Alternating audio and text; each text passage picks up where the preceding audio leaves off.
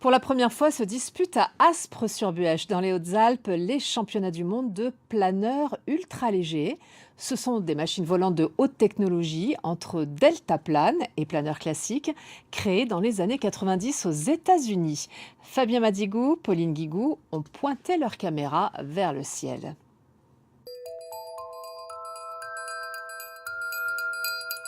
À 1600 mètres d'altitude, les 8 meilleurs mondiaux attendent patiemment le top départ. Au programme de la 6e manche de ces championnats du monde de planeurs ultra-légers, 293 km avec plusieurs passages de balises à valider. 3 Autrichiens, 3 Suisses et 2 Français se disputent le titre suprême dans ces aéronefs un peu particuliers.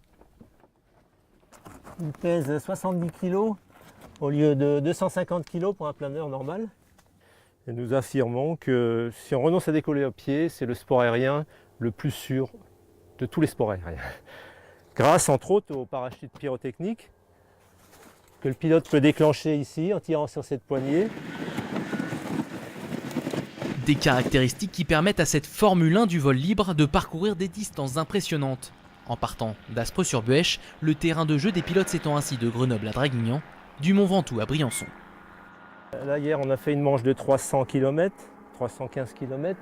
Ça n'a jamais été réalisé en championnat du monde de vol libre. Donc c'est une grande première. Puisqu'on a ici un ensoleillement d'ailleurs très long dans l'année.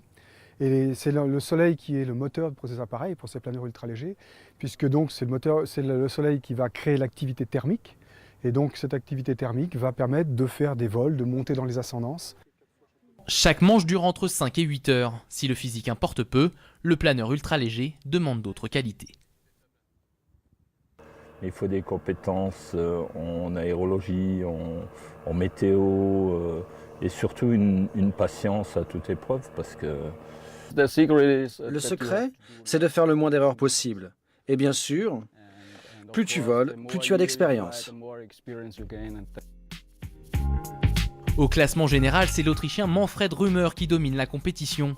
Les 7 autres concurrents ont jusqu'à samedi soir pour lui damer le pion.